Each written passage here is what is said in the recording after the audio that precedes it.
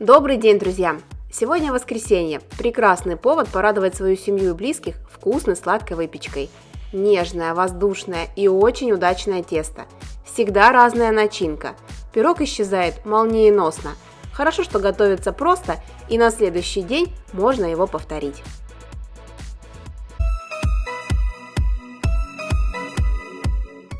Пирог у нас будет на дрожжевом тесте, поэтому давайте начнем именно с него.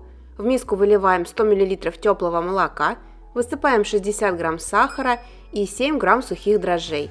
Перемешиваем венчиком до однородности. Накрываем миску тонким полотенцем и оставляем в теплом месте на 10-15 минут для активации дрожжей. Далее вбиваем 2 яйца. Высыпаем пакетик ванилина, это где-то пол чайной ложки. Также добавляем пол чайной ложки соли и 80 грамм растопленного и полностью остывшего сливочного масла. Соединяем все компоненты до однородного состояния.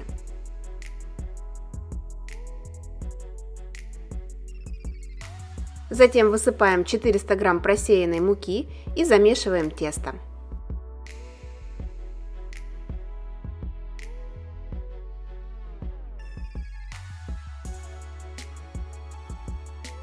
Оно быстро собирается в единый комок. Получается нежное, очень мягкое, эластичное и совсем не прилипает к рукам.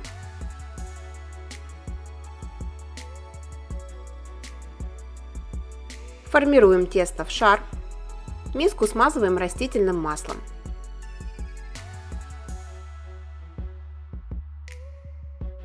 Кладем тесто, накрываем тонким полотенцем или пищевой пленкой и ставим в теплое место на подъем.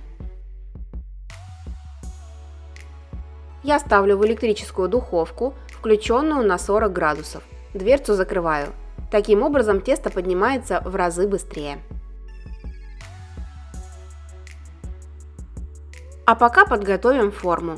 Смазываем ее мягким сливочным маслом. Диаметр моей формы 30 см. Через 40 минут мое тесто готово. Посмотрите, какое оно воздушное. Слегка обминаем его руками, перекладываем на припыленный мукой стол.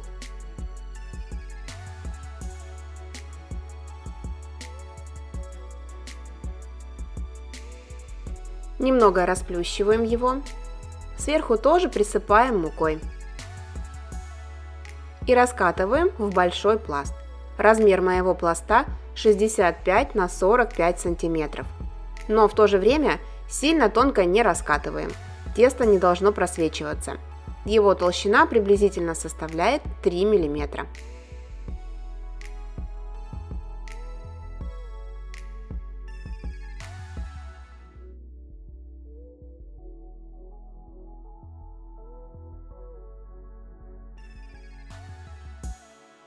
Старайтесь раскатать вот до такой толщины. И еще хочу обратить ваше внимание на форму раскатанного теста. Оно должно быть овальной формы. Сегодня пирог улитка я буду делать с вареной сгущенкой. Сгущенное молоко берем густое и вкусное. Я покупаю всегда двух фирм, либо Алексеевская, либо Рогачев. Начинку распределяем тонким слоем на третью часть теста. Лучше всего делать это силиконовой лопаткой или ложкой. Широкий нож не используйте, потому что тесто можно случайно надрезать и начинка будет вытекать. Скручиваем в рулет практически до половины теста. Начинка должна быть полностью скрыта, плюс делаем дополнительно еще один проворот.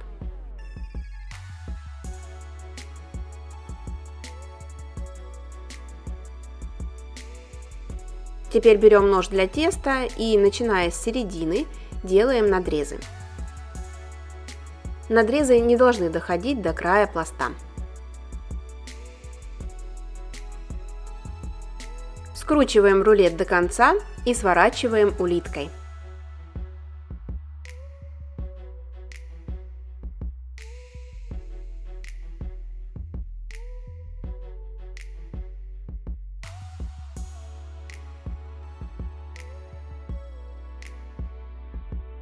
Перекладываем пирог на подготовленную форму. Накрываем полотенцем и даем постоять и увеличиться в размере минут 15-20.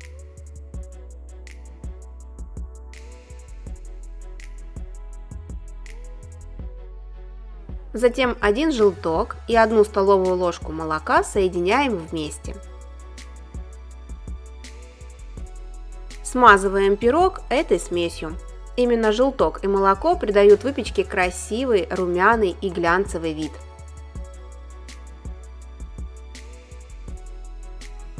Отправляем выпекать улитку в заранее разогретую до 180 градусов духовку на 30 минут.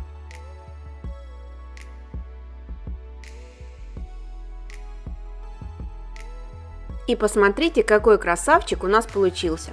Достаем его из духовки, даем остыть и зовем семью пить ароматный чай с нежнейшим и очень вкусным пирогом улитка. Кстати, если есть желание и больше времени, то можно приготовить таким образом мини-пироги, или, как мы их еще называем, рогалики. А начинки каждый раз можно менять. Мне очень нравится еще с вишней, с джемом из черной смородины или с шоколадом. Пробуйте, экспериментируйте и чаще радуйте близких вкусной домашней выпечкой. Именно она создает атмосферу тепла и уюта в доме. Подписывайтесь на канал и готовьте вместе со мной. С любовью, Евгения и кулинарный канал «Это просто».